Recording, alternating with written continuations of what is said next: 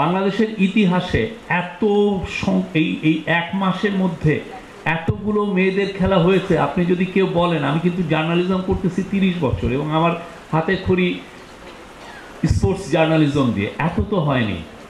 কিন্তু আপনি কোনো রিপোর্ট দেখেছেন এটা নিয়ে যে তরুণের উৎসবে গ্রামের সে আক্কেলপুরে যেখানেই হচ্ছে সেখানেও কিন্তু ম্যাচ হয়েছে, বা হাকিমপুর দিনাজপুরে সেখানেও কিন্তু ম্যাচ হয়েছে, এমন কোনো জায়গা নেই। এবং স্বতঃস্ফূর্তভাবে খেলেছে। আমরা জোর করে এনে নর্থ কোরিয়ার মতো তো জোর করে এনে বলি না যে তুমি খেলো।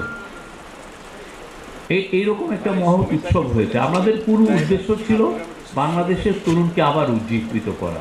আমরা একটা ন্যাশন বিল্ডিংয়ের প্রসেসে আছি এবং ন্যাশন বিল্ডিংয়ের প্রসেসে প্রফেসর ইউনূস সবাইকে চাচ্ছেন যে সবাই তার সমস্ত আবেগ দিয়ে, সমস্ত উদ্দীপনা দিয়ে যাতে এটাই জয়েন করেন, এবং সেই লক্ষ্যে এই তরুণদের যে এনার্জিটাকে সেটা আমরা হারনেস করতে চাচ্ছি।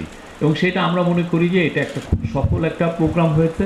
আজকে তো সেটারই ধারাবাহিকতায় আমরা ইনফরমেশন মিনিস্ট্রিতে দেখছি, এবং আমার মনে হয় যে এটা যতটা না আমাদের মিনিস্ট্রির, এখানে দেখেন তরুণ কিন্তু কম, এটা আরও আমাদের আসলে আরও ওপেন ফিল্ডে করা উচিত ছিল, কোনো একটা গ্রামে করা উচিত ছিল, কোনো একটা প্রত্যন্ত অঞ্চলে, যেটা হয়তো ইনফরমেশন মিনিস্ট্রি সেটা হোস্ট করতো। বাট আমাদের এইখানে সবাই কংগ্রেচুলেশনের মূল কারণ হচ্ছে আমরাও যেন তরুণদের মতো উদ্দীপ্ত হই। আমাদের মধ্যেও হয়তো এমন কিছু হয়েছে যে এটা গত 15 বছর দেখেন আমরা কেউ কিন্তু নামলাম না। আমরা ওয়েট করতে হলো কিছু নাহিদের জন্য, কিছু আসিফের জন্য, কিছু মাহফুজদের জন্য, তারা আমাদেরকে নেতৃত্বে দিবে। আমাদের যে অসিফাইড যে বুড়ো যে লিডারশিপ সেটা পারে নাই এই হাসিনার মতো একটা ভয়ঙ্কর একটা ডিক্টেটরশিপকে কনফ্রন্ট করতে। আমরা অনেকবার চেষ্টা করেছি, আপনাদের মনে আছে, বারবার বড় বড় মিছিল হয়েছে নয়াপল্টনের সামনে বা পুরো ঢাকা জুড়ে, কিন্তু আমরা কেউ দাঁড়াতে পারিনি।